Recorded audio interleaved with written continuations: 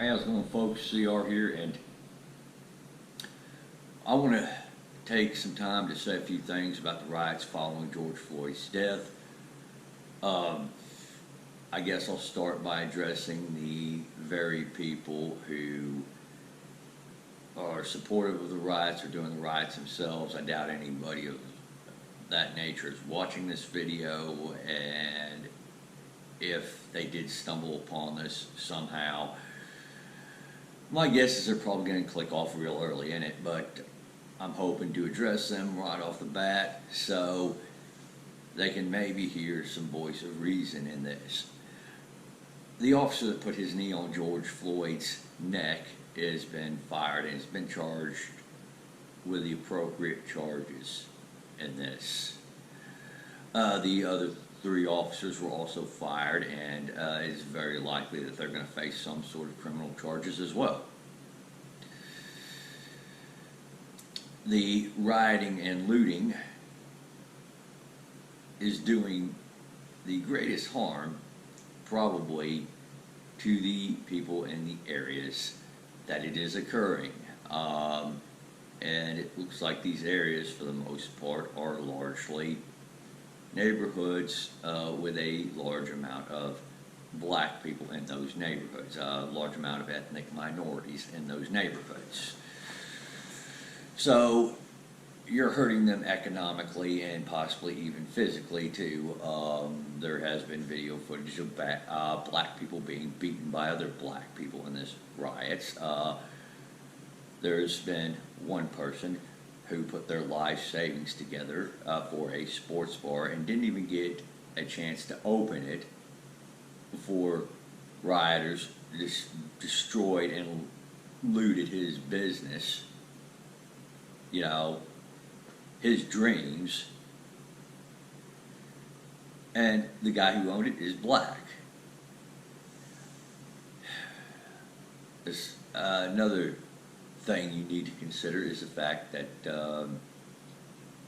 these riots, they're not going to get people to support less police in these areas. It's going to get them to call for a greater police presence. You know, no matter how much somebody might support George Floyd or want justice for George Floyd, when their own livelihood, when their own safety, when their own well-being is being threatened by the looters, that right there is going to take precedence. And if I really have to explain that to you guys, your IQ must not exceed room temperature. So, these riots aren't getting any justice for George Floyd. They're destroying the very neighborhoods and the very communities that black people live in. They're getting people to increase support for a police state. All of this is working against what you guys claim to be fighting for. But that's okay. I don't really think that you're actually fighting for that when you're rioting and looting and stuff like that. I think you're looking for an excuse to destroy people's property, light things on fire, and steal things. For those of you who are participating in those riots and looting. So, I ain't really got much to say to you beyond that right there. For everyone else, guys, this is another example of how sometimes that veneer of civilization is incredibly thin. There are things that can happen, and at least in certain areas, things go to entire anarchy. There are blocks, and there have been blocks in Minneapolis where the police weren't even patrolling because they couldn't control the rioting, or at least what the police chief made their claim to. You actually had National Guard in Minneapolis last night. I actually happen to know somebody who lives in that area, and they were telling me about the situation locally there a little bit. So, yeah, things can change. And, these riots happened in all sorts of cities. Somebody was I knew, drove through an area of Dallas that was pretty much shut down due to riots. Yes, bad things can happen. This is why I encourage people to kind of get out of this sheep mentality and start taking responsibility for their own safety. First, when things get really bad, your first responders, your police, government officials, they're going to look out for their own safety first. Your safety comes second. That's just the reality of the situation. As a vet myself, I can tell you that we probably looked after our safety more than we looked after the safety of the Iraqis when we were over there. And it's probably a similar thing with the government officials here in the U.S. They're probably going to look after their safety before they look after your safety. It's just plain reality. So you've got to be prepared to look after your own safety.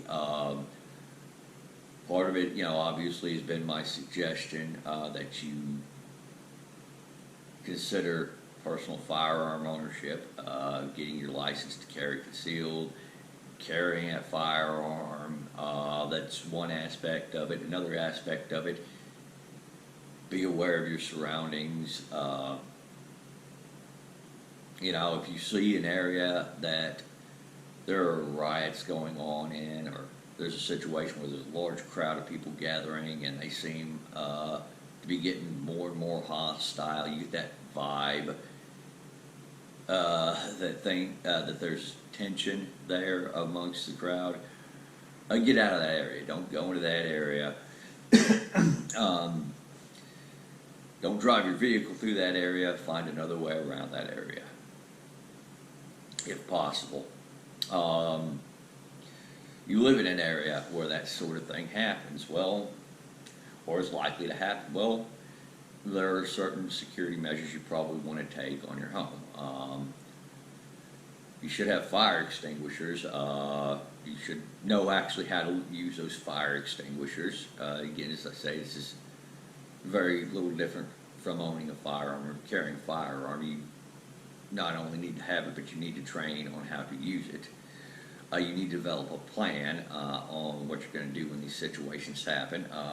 First aid kits. It's a very good idea to have a first aid kit and be trained on how to use it.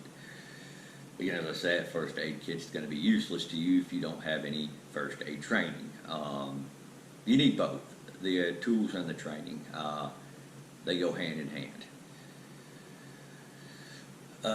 Just basic information right there. Have a few extra supplies, so if there is a period of a few weeks where you can't go anywhere, you can't get those essential supplies, you at least have them on hand, so that way you're not worrying about where you're getting your next meal from, or whether or not you have clean drinking water, so on and so forth. And it's not just, riots based on, say, a police officer acting well outside the bounds of their authority either. You have natural disasters. Anybody remember Hurricane Andrew, Hurricane Katrina, stuff like that? Yeah, things can go south overnight due to natural disasters. This is a really big thing, And again, as I say, it may or may not happen in your area in your lifetime, but if it does, on the onset of this is not the time. You're kind of a little late on that one. Now, granted, even if it is the onset, getting a few extra supplies or a few extra tools might help out a bit. Getting a little bit of training, may help out a bit. But again, as I say, this is something you've got to think about beforehand, not when the situation is there. Period. Furthermore, for those of you who think that, well, this is evidence that we need to surrender more freedoms and develop more of a police state, again, if you paid attention earlier, I said that government officials, when things got really bad, are going to be more concerned with protecting themselves and their families than they are you. So again, remember that before you sacrifice your freedoms and you sacrifice your own ability to be prepared to take care of yourself because you think the police are going to do this for you all the time and the police are always going to be there for you. That's simply not the case. Period. All right, thank you all for watching. Y'all take it easy out there, and y'all have a great day.